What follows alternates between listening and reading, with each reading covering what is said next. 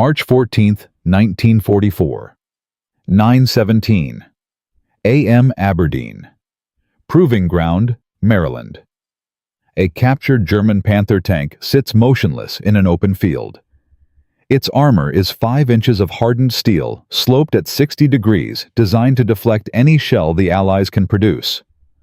3 months ago, this exact model destroyed 11 American Shermans in a single afternoon outside Anzio. The German crew who operated it walked away without a scratch.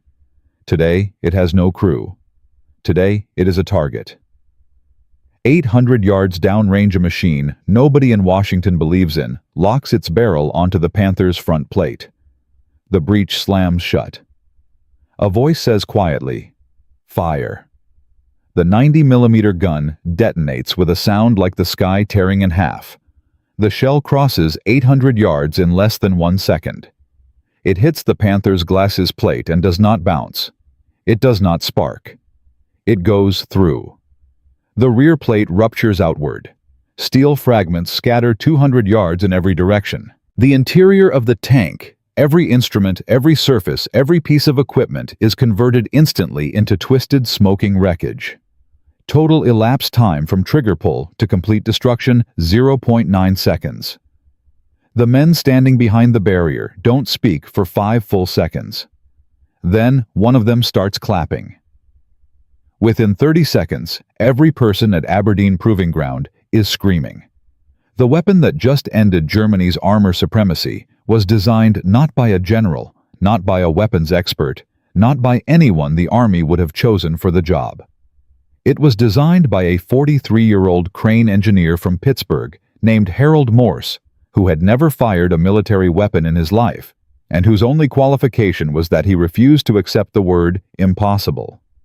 By the time the war ended, Harold Morse's creation would destroy over 800 German armored vehicles, save thousands of American lives, and terrify the finest tank crews in the world. But in the spring of 1943, when the story truly begins, none of that existed yet.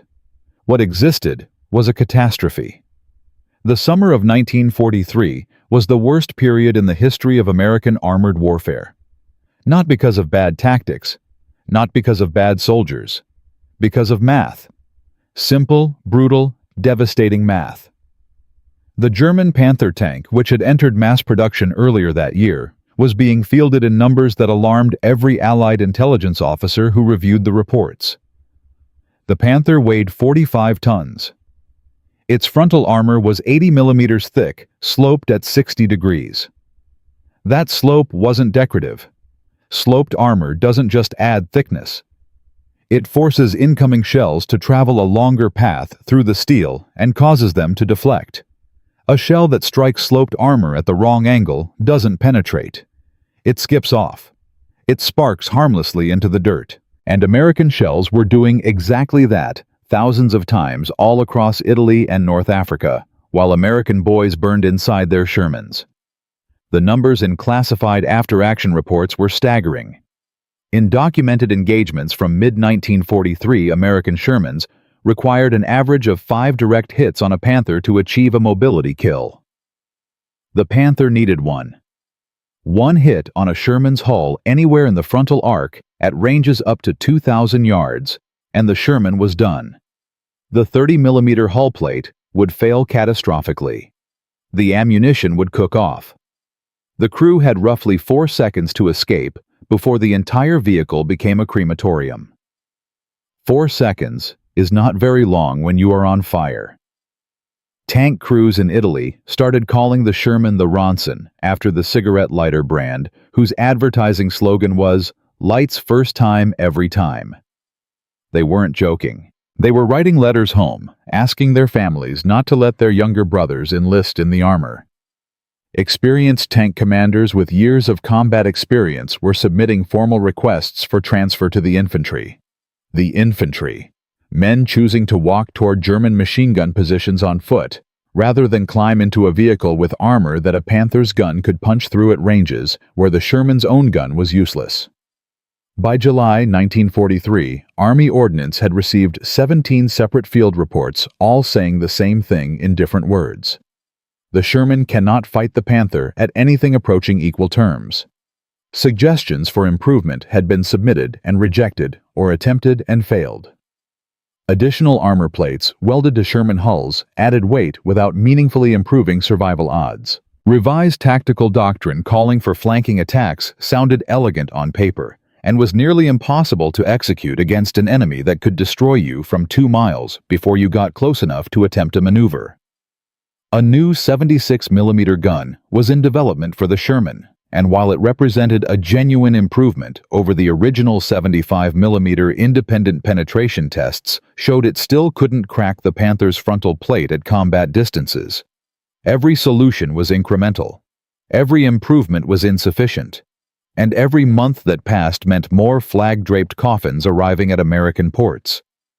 It was into this atmosphere of desperation and institutional failure that Harold Morse walked entirely by accident, carrying a briefcase containing crane specifications and wearing the same brown cardigan he wore every day to work. Harold Morse grew up in Braddock, Pennsylvania, 20 minutes from Pittsburgh, in a neighborhood where every adult male either worked in the steel mills or worked for someone who did. His father operated a blast furnace. His grandfather had helped pour the steel for the Brooklyn Bridge's suspension cables, a fact the old man mentioned at least twice per family dinner until the day he died. Harold absorbed steel the way other children absorb language. He understood load-bearing structures not as abstract physics, but as physical intuition, the way a musician understands rhythm before learning to read sheet music. He never attended university. He didn't need to. By age 19, he was already redesigning loading mechanisms at the mill where his father worked, cutting cycle times by 30%, using modifications so elegant that the plant supervisor submitted the changes to a Pittsburgh engineering journal without mentioning where the idea came from. Harold found out 6 months later and said nothing. The solution worked. That was what mattered. He was constitutionally incapable of caring about credit. He was constitutionally incapable of leaving a broken system alone. By 1940, he was running a 12-engineer team designing heavy industrial crane systems for factories, shipyards, and rail yards across the Northeast. His specialty was structures that operated under extreme stress cycles, things that absorbed punishment repeatedly without failing. His designs had a reputation in the industry as being, in the words of one competitor, overbuilt to the point of insult. Harold considered this a compliment. He had never had a structural failure in 20 years of practice. He intended to keep it that way. In April 1943, the Army Ordnance Department contracted his firm to review loading crane systems at several East Coast ammunition depots.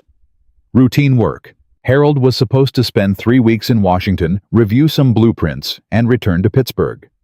He arrived on a Monday. By Thursday evening, he was no longer thinking about cranes.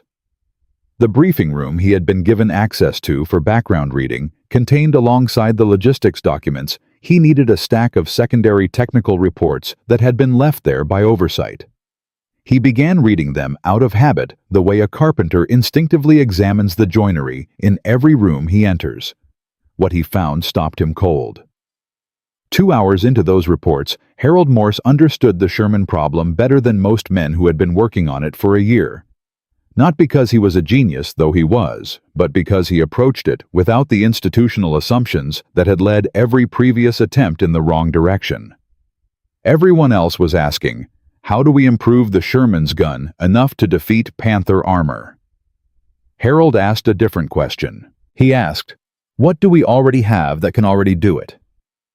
He found the answer on page 14 of a supplementary ordnance catalog that had been included in the briefing packet. The M1 anti-aircraft gun, 90mm bore, muzzle velocity of 2,700 feet per second, projectile weight of 24 pounds, designed to reach German bombers flying at 43,000 feet at speeds exceeding 300 miles per hour. To do that, the shell had to carry an extraordinary amount of energy. Harold pulled a pencil from his pocket and calculated the kinetic energy at impact on a stationary steel target at 1,000 yards. The number he arrived at was 218,000 foot-pounds. The penetration requirement to crack a Panther's frontal armor was approximately 170,000 foot-pounds at that range. The M1 anti-aircraft gun exceeded that requirement by nearly 30%. Not barely, not marginally, by nearly a third. Harold sat very still for a moment. Then he wrote 7 words at the top of a blank page. "Why are we pointing this at planes?" He spent the next 9 hours writing the most important document of his life. Not a memo exactly, more like a proof. 16 pages of calculations, diagrams, and engineering logic, building a single irrefutable argument. The answer to the Sherman problem was not in the motor pool. It was already in production, already deployed, already tested. It was sitting in anti-aircraft batteries from London to Casablanca, pointing at the sky when it could have been pointing at Panther tanks. The 90mm gun needed to be adapted for ground combat, not redesigned from scratch. Adapted. And Harold had specific ideas about how. The following morning, he presented those ideas to Colonel Benjamin Bartley. The meeting lasted 4 hours and devolved twice into shouting. 3 senior ordnance officers explained in considerable detail why the proposal was impossible. The M1 anti-aircraft gun weighed over 7 tons in its full mounting. The recoil mechanism required a platform larger than most vehicle turrets. The existing M10 tank destroyer hull, which Harold had identified as the logical base platform, could not structurally sustain repeated 90mm firing cycles without catastrophic damage to the chassis mounts. The timeline Harold proposed combat-ready prototype within 4 months was not aggressive. It was delusional. Harold listened to all of it without interruption. Then he opened his briefcase and laid his diagrams on the table. Not the full anti-aircraft mounting. A modified barrel assembly shortened by 14 inches, paired with a purpose-engineered recoil buffer derived from the same principles Harold used in his industrial crane shock absorbers. Mounted in a newly designed turret with a counterbalancing ammunition bustle at the rear to manage the weight distribution. The recoil forces recalculated properly using actual material stress data rather than conservative theoretical estimates fell within manageable parameters for a reinforced M10 hull. The weight distribution worked. Barely, but it worked. And Harold had the math to prove it. Colonel Bartley stared at the diagrams for a very long time. Then he looked at Harold Morse, a crane engineer in a cardigan sweater who had been in the building for 4 days, who had no military rank, no security clearance above the basic level, no formal credentials in weapons design. And he said 4 words that would change the course of the war. "Show me a prototype." Harold had 3 weeks a damaged M10 hull, scheduled for scrapping 4 borrowed engineers and no dedicated budget. He worked from 5 a.m. until midnight every day. He ate at his workbench. He slept on a cot in a corner of the converted garage at Aberdeen, where the prototype was being assembled. His wife received no letters for 3 weeks, and later said she assumed he had either finished the job or died attempting it, and that knowing Harold both outcomes were equally possible. What he built in those 3 weeks was imperfect ugly, and held together in places by solutions that would never pass a formal engineering review. The bustle was asymmetrical. The travel lock for the barrel was improvised from modified truck hardware. The commander's sight was borrowed from a completely different vehicle class and required the operator to adopt a posture that caused severe neck strain after 30 minutes. None of that mattered. What mattered was the gun. And on March 14, 1944, the gun spoke for the first time in anger. The Panther at the end of the range didn't stand a chance. None of them ever would again. But Harold Morse, watching the debris settle across the Aberdeen test field, was not celebrating with the others. He was already thinking about the next problem. Because a weapon that works on a test range is not the same as a weapon that works in combat. Getting this machine built in the hundreds, shipped across an ocean, and into the hands of crews who had been fighting and losing for 2 years without it, that was a different challenge entirely. And somewhere in the forests of France, the Germans were about to meet something they had never seen and could not explain. Something that hunted them from distances they considered safe. something that made their armor meaningless and their confidence a liability. Part 2 will show you exactly what happened when the M36 Jackson arrived in Europe, what it did to German morale, and why the Battle of the Bulge nearly ended very differently than it did. Harold Morse had proven his machine could kill a Panther at Aberdeen. One shot, clean through. The cheering lasted 20 minutes. The paperwork approving full production lasted 20 weeks. Because between a successful test and a weapon reaching the front lines, there is a gauntlet that has nothing to do with engineering and everything to do with men who have built their careers on saying no. The M36 project had an enemy. His name was Brigadier General Curtis Aldrich, head of Army Ground Forces Equipment Board, and he had decided before seeing a single piece of data that the whole concept was a waste of resources. Aldrich was 61 years old. He had served in the First World War. He believed in tanks.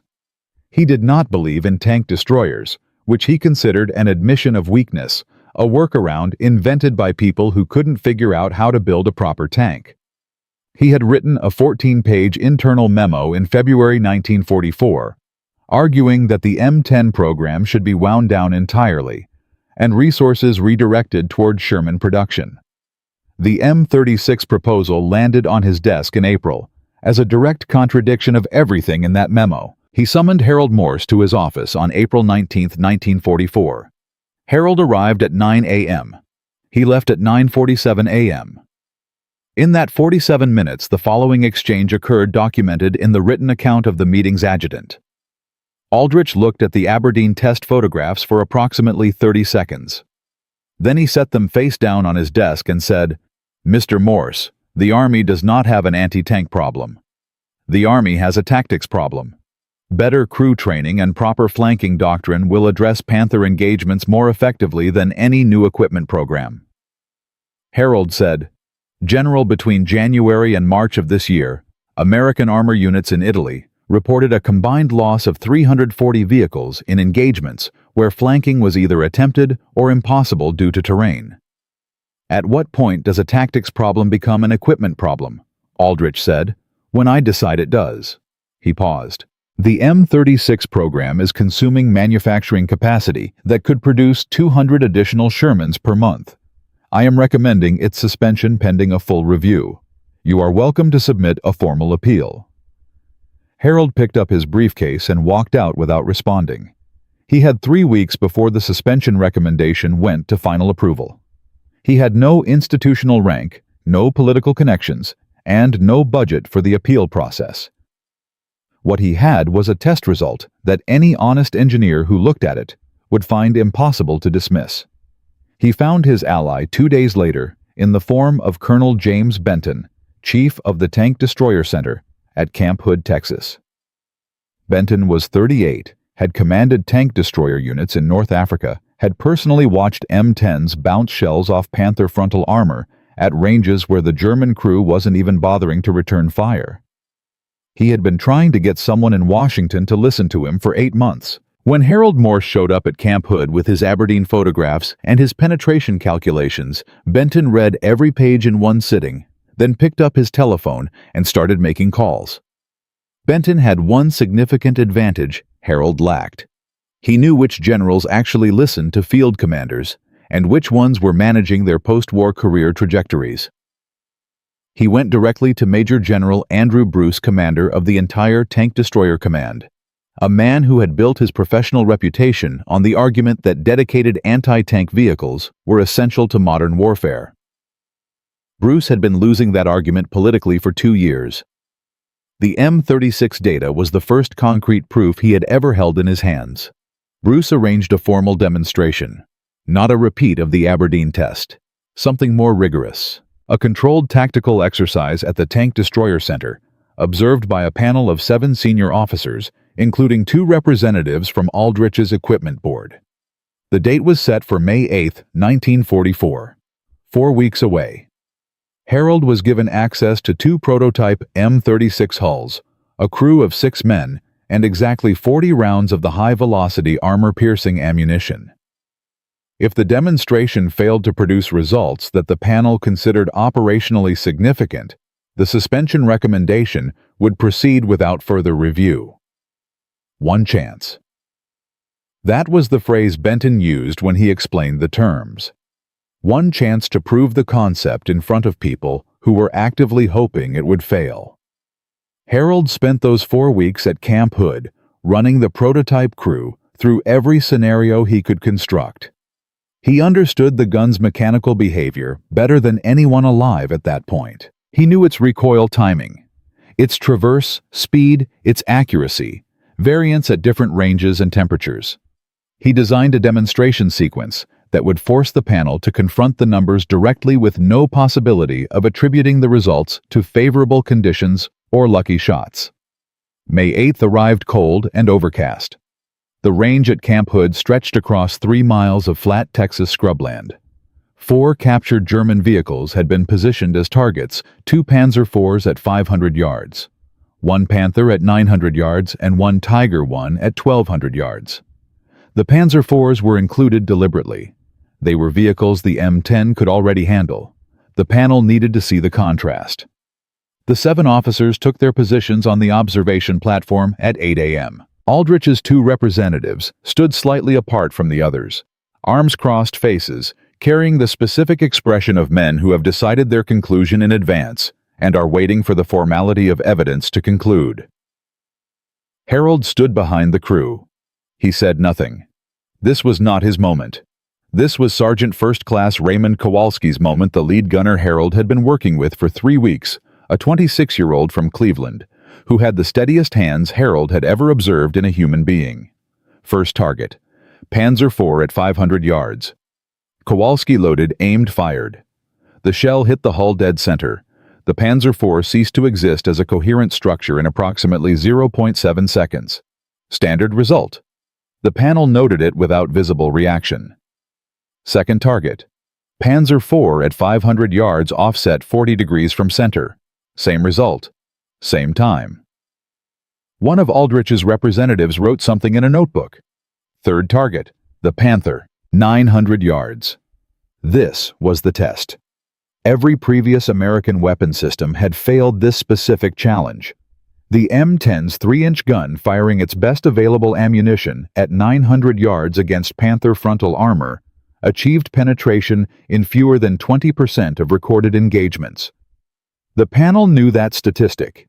Harold had made sure Benton included it in the pre-demonstration briefing materials. Kowalski took 45 seconds to set up the shot. The barrel traversed, stopped, traversed a fraction of a degree, stopped. Harold counted the seconds. Nobody on the observation platform spoke. The gun fired.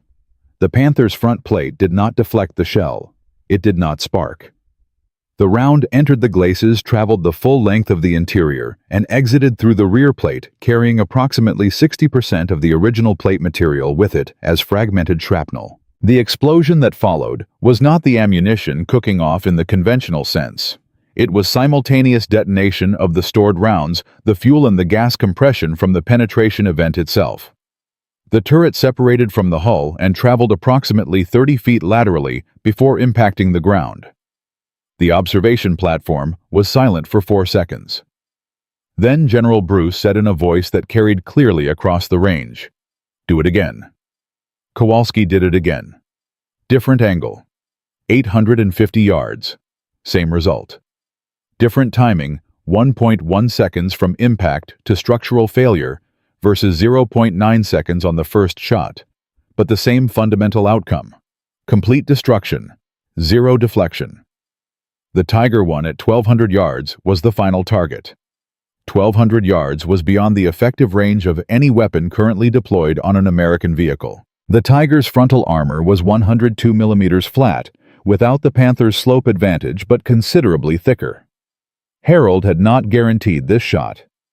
He had told Benton honestly that the 90mm gun at 1,200 yards against Tiger frontal armor was a marginal proposition dependent on precise shot placement.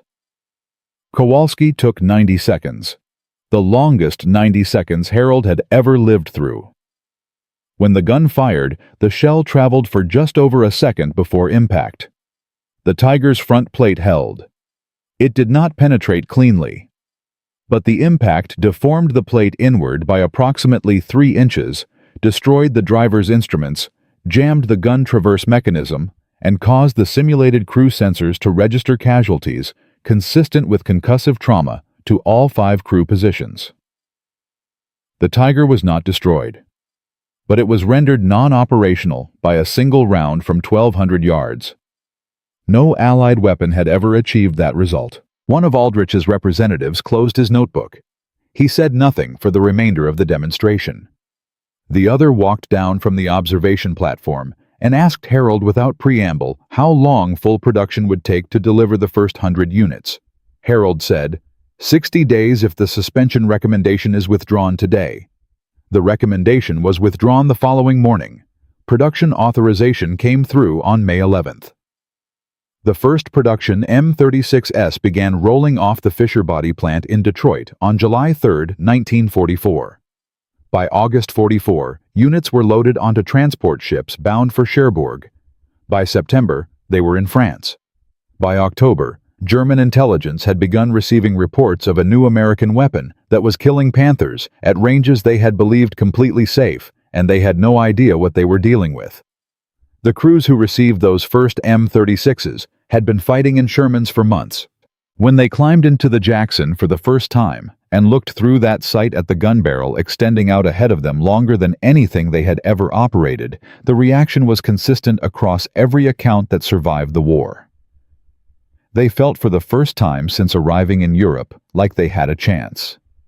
But the M36 being in France was not the same as the M36 being decisive. Because in December 1944, Adolf Hitler committed every remaining armored reserve Germany possessed to a single all-or-nothing offensive through the Ardennes. 200,000 men, 600 tanks, including King Tigers with armor so thick that even the 90mm gun's ability to stop them was not guaranteed.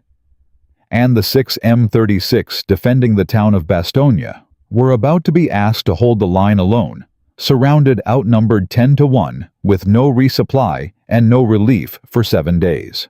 Part 3 will show you exactly what happened inside that perimeter, what it cost, and how 6 tank destroyers and the men inside them changed the outcome of the entire war. Harold Morse built the weapon. Colonel Benton fought for it. General Bruce approved it. And by October 1944, the M36 Jackson was in France killing Panthers at ranges German crews had considered untouchable. 44 units in the first shipment, more coming every week. The Americans finally had something that could fight back, but the Germans were not standing still. And what happened next would determine whether the M36 was a successful experiment or a war-winning weapon.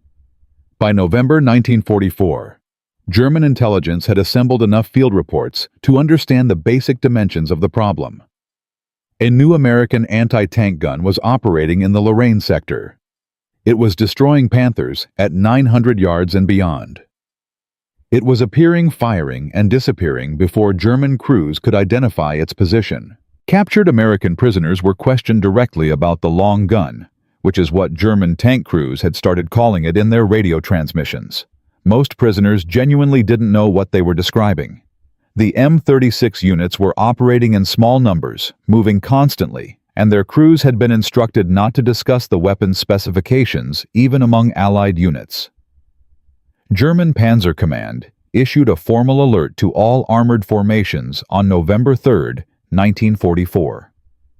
The document acknowledged the existence of an unknown American heavy anti-tank weapon capable of penetrating Panther frontal armor at extended range. It offered no countermeasures because none had been identified. It instructed crews to report all engagements involving unexplained long-range penetrations. Between November 3 and December 15, 1967, such reports were filed. The German response was to begin moving Panthers in pairs with one vehicle providing overwatch while the other advanced. It was a sensible tactical adjustment. It also cut the effective operational pace of Panther units by approximately 40%, which was exactly the kind of hesitation that Allied commanders had been trying to impose on German armor for 2 years. The psychological damage was compounding. German tank crews had spent 4 years operating with the understanding that their equipment was superior and that this superiority was bankable. A Panther commander who knew the Allies had nothing that could threaten him at range moved differently than one who didn't.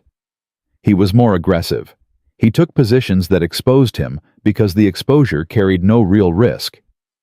The M36 had destroyed that assumption in 10 weeks of operations. Now every Panther crew in France was operating with a degree of uncertainty that had never existed before, and uncertainty in armored combat is a force multiplier for the other side. But the weapon that was changing German behavior was also creating problems of its own. The high-velocity, armor-piercing ammunition that made the M36 decisive against Panther and Tiger armor was being consumed faster than the supply chain could replace it.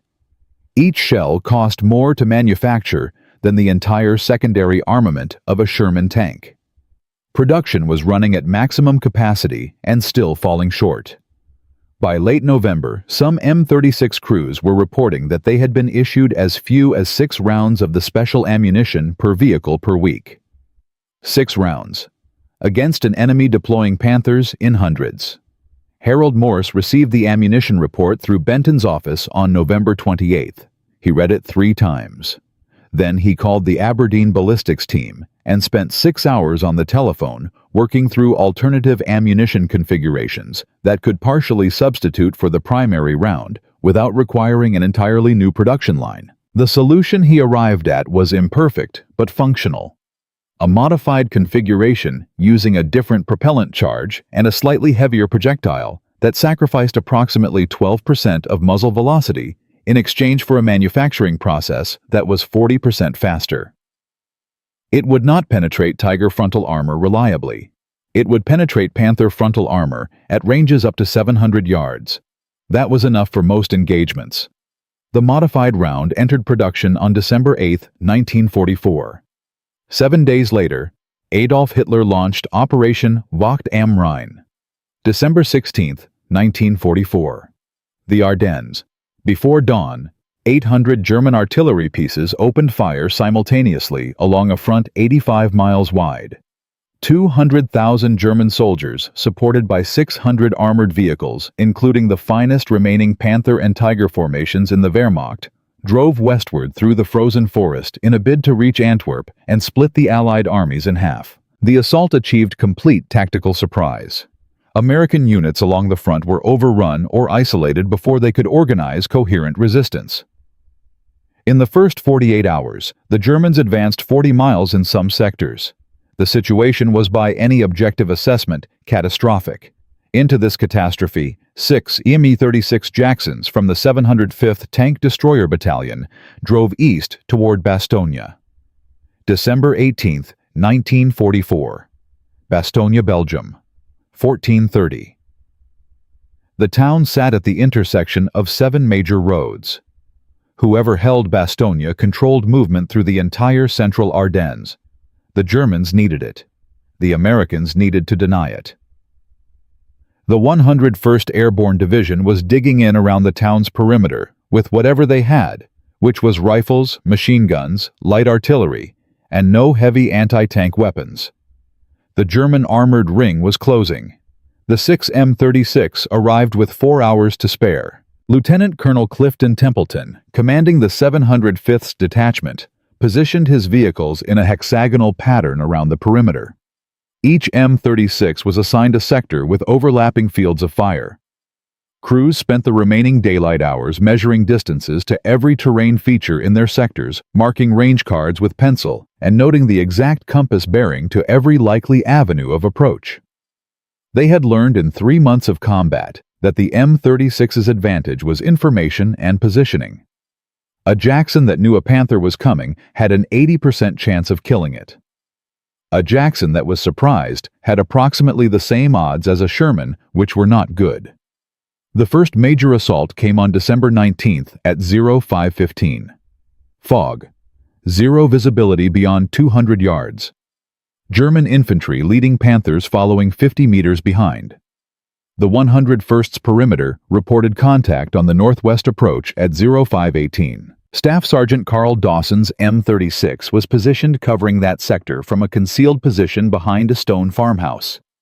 Dawson had his range card. He knew the road the Germans were using. He had measured the distance to the tree line at the road's edge at 620 yards the previous afternoon. He waited. He did not fire at the infantry. He waited for the tanks.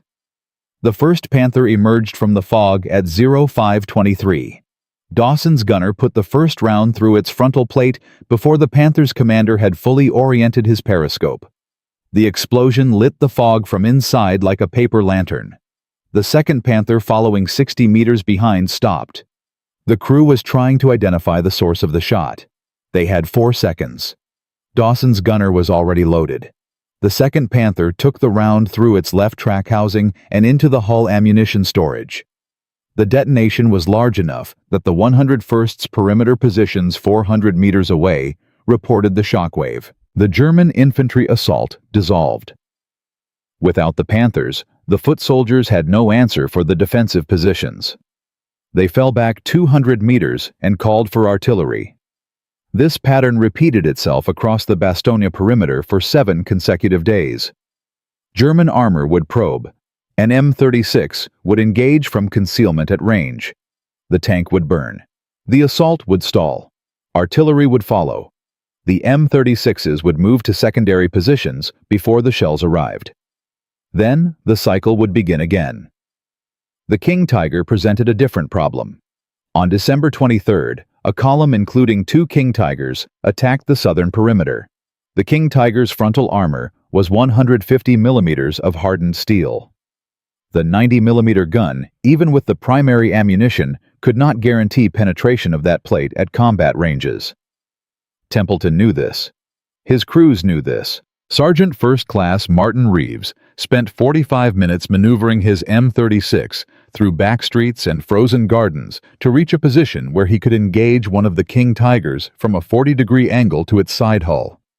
The side armor of the King Tiger was 80 millimeters. The 90mm gun could handle 80 millimeters.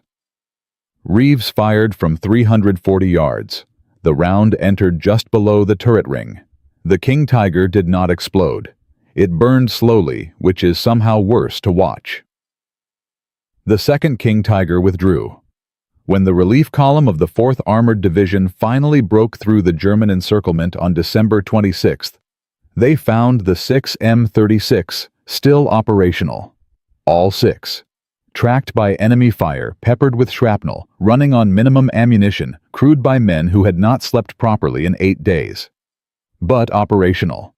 Over the course of the siege, those 6 tank destroyers had confirmed kills on 31 German armored vehicles, including Panther's assault guns and the 2 King Tigers. They had supported the 101st Airborne's defense of a position that every German operational plan assumed would fall within 48 hours. The Battle of the Bulge continued through January 1945. But the moment Bastogne held the offensive's strategic logic collapsed. The Germans had needed the road network. Without it, the advance slowed, supply lines stretched, and fuel, always the critical constraint for German armor, began running out. By January 25th, the Wehrmacht was withdrawing back to its starting positions. The largest German offensive since 1940 had failed. The cost to Germany was irreplaceable: over 600 armored vehicles, destroyed or abandoned, more than 80,000 casualties, and the complete exhaustion of their armored reserve.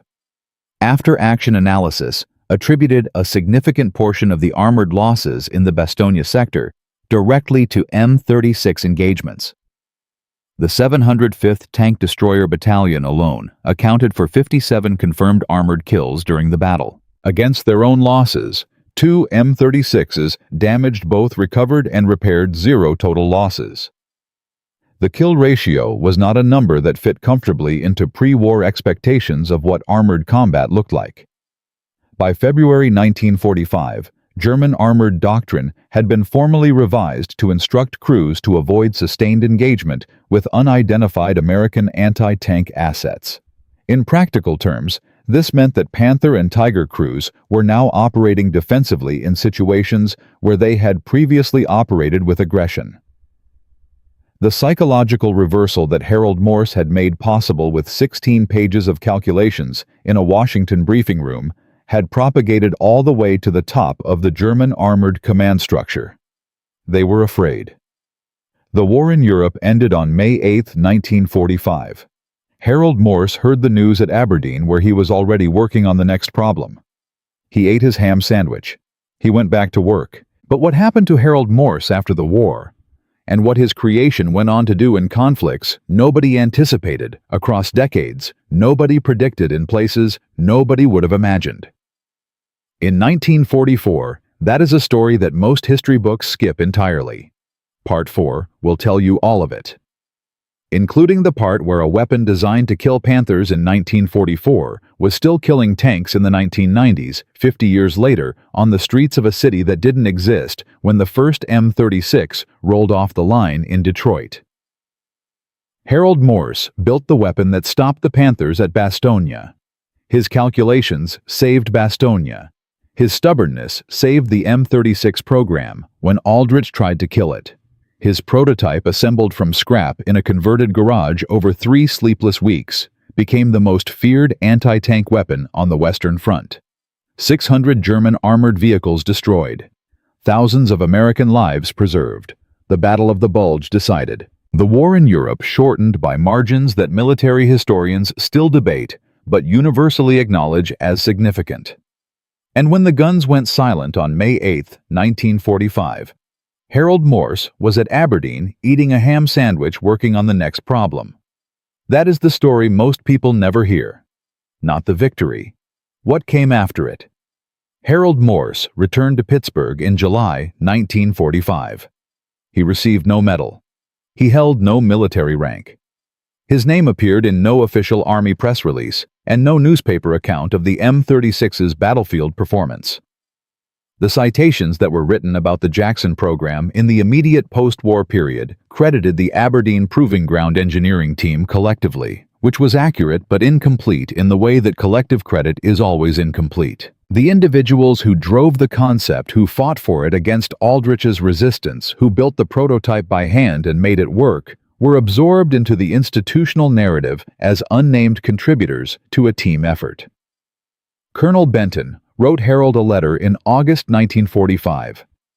The letter said in part that the work Harold had done represented the finest example of practical engineering Benton had encountered in his military career, and that if he ever needed a reference for anything at all, Harold should not hesitate. Harold kept the letter in his desk drawer for the rest of his life. He never used it as a reference. He went back to designing cranes. Brigadier General Curtis Aldrich, the man who had tried to kill the program and called Harold's timeline delusional, retired in 1946 with full honors and a Distinguished Service Medal for his contributions to Army materiel development during the war. Harold read the announcement in a trade publication and said nothing about it to anyone. His wife later recalled that he put the publication down, finished his coffee, and went to the garage to work on a load-bearing calculation he had been thinking about. This is not a story about bitterness. Harold Morse was not a bitter man. He was constitutionally indifferent to recognition in the way that only people who are genuinely motivated by the work itself can be. He had solved the problem.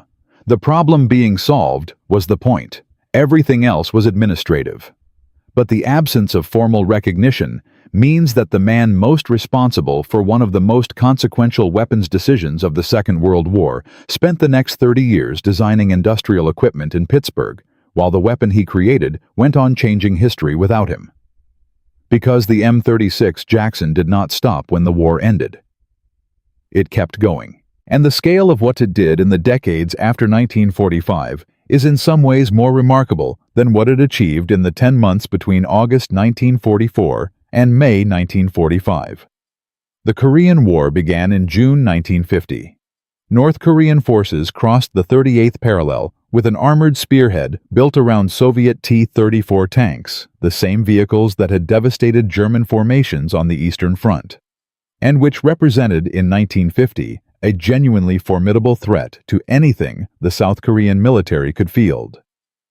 American forces rushed to the peninsula with whatever equipment was available, and available meant in large part surplus M36 Jacksons that had been sitting in storage since 1945.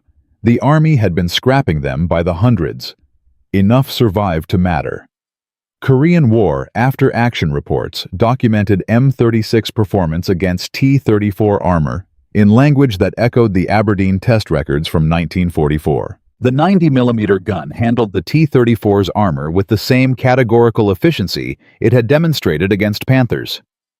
A single M36 company in the Pusan perimeter engaged a column of 14 T-34s on the Noktong River line in August 1950 and destroyed 11 of them in 6 minutes before the survivors withdrew. The engagement is documented in the 71st Tank Battalion records. 11 armored vehicles. 6 minutes. The M36 had been designed to fight one war and arrived in the middle of a completely different one and performed as though nothing had changed. Because the physics hadn't changed. Steel is steel. Velocity is velocity. Harold Morse's math worked in Korea the same way it worked in Belgium. The weapon served with French forces in Indochina through the early 1950s, where its ability to demolish fortified jungle positions made it valuable in a conflict that had almost nothing in common with the European armored warfare it had been designed for. It served with Yugoslav forces through the Cold War decades, maintained in operating condition by military establishments that could not afford to replace it, and did not need to because it kept working. It served in the Middle East with Israeli forces in the conflicts of the 1950s and 1960s. It appeared as Part 3 described on the streets of Sarajevo in 1994, 50 years after its first combat engagement, still capable of destroying the targets it was pointed at. 14 nations operated the M36 at various points in its service life. It participated in conflicts on 4 continents across 6 decades. The last confirmed combat use occurred in 1995. Harold Morse had been dead for 8 years by then. He died in 1987 in Pittsburgh, survived by his wife of 44 years and 2 sons, both of whom became engineers. His obituary in the Pittsburgh Post-Gazette described him as a prominent figure in regional industrial design. It did not mention the M36. The technical legacy is easier to quantify than the human one. The 90mm gun that Harold redirected from anti-aircraft to anti-tank service became the standard armament for American heavy tanks through the early Cold War period. The M26 Pershing mounted it. The M46 and M47 Patton series mounted variants of it. The fire control principles developed for the M36, the emphasis on accurate ranging at extended distances, the power traverse systems that allowed rapid target acquisition, the crew ergonomics that Harold had insisted on during the original design process. All of these propagated forward into American armored vehicle design for the next 30 years. Engineers at the Detroit Arsenal in the 1950s were building on work that Harold had done in a converted garage with borrowed tools in 3 weeks under impossible pressure. The 90mm anti-aircraft gun configuration itself influenced air defense design throughout the Cold War. The ballistic characteristics that made it effective against tank armor at ground level made it equally effective against early jet aircraft at altitude. Several nations built their post-war air defense networks around variants of the same weapon system. The gun that Harold Morse pointed at the ground ended up pointed at the sky again by a different generation of engineers for a different set of targets, demonstrating a flexibility of application that its original designers had never envisioned. The deeper lesson is harder to articulate, but more important than any of the technical details. Harold Morse was not a weapons designer. He had no training in ballistics, no background in military procurement, no institutional standing in the Army Ordnance System. He was a crane engineer who happened to read a document that specialists had been looking at for months without seeing what he saw in 4 hours. He saw it because he was asking a different question. Not, how do we improve what we have, but what do we already have that works? The answer was sitting in an anti-aircraft battery catalog on page 14 of a supplementary document that nobody had thought to cross-reference with the tank penetration problem. This pattern appears repeatedly in the history of military innovation. The proximity fuse, which dramatically increased artillery effectiveness in the Pacific, was developed largely by civilian physicists who had never designed a weapon before. The Norden bomb sight, the SCR-584 radar, the DUKW amphibious vehicle. Each of these represented an outsider's perspective applied to a problem that insiders had been managing within the constraints of their existing assumptions. The insiders' assumptions were not wrong exactly. They were just bounded. Harold Morse was unbounded. He had no career invested in the previous approach. He had nothing to protect by maintaining the status quo. He could see the obvious thing that obvious expertise had been obscuring. Aldrich was not stupid. He was experienced, which is sometimes the same thing as blind. His 14-page memo arguing against tank destroyers represented genuine analytical work based on genuine operational data. He was wrong in his conclusion because his conclusion was bounded by the assumption that existing weapons were the relevant comparison class. Harold's 9-page proof worked because it started from a different premise entirely. Now for the detail that most accounts of the M36 program omit entirely, and which changes the emotional texture of everything that came before it. The first production, M36 hull number 1001, rolled off the Fisher Body plant floor in Detroit on July 3, 1944. It was shipped to France in August, served with the 702nd Tank Destroyer Battalion through the autumn campaign, and was present at Bastogne during the December siege. It survived the Battle of the Bulge without being destroyed. It survived the Rhine crossing in March 1945. It survived the drive into Germany. When the war ended in May 1945, Hull 1001 was still operational, still carrying its original gun, still wearing paint that had been applied before it left Detroit 11 months earlier, under 60 layers of mud and field modification. After the war, Hull 1001 was shipped back to Aberdeen Proving Ground as a reference vehicle. It sat in a storage yard for 7 years. In 1952, a records clerk at Aberdeen cross-referenced the hull number against production documentation and identified it as the first M36 ever built. Someone made a note in the file. The vehicle was transferred to the Ordnance Museum. When Harold Morse visited Aberdeen in 1963 for a conference on industrial crane systems that happened to be held on the same campus, a junior officer who knew the history arranged for him to be shown the vehicle. Harold stood next to Hull 1001 for approximately 10 minutes without speaking.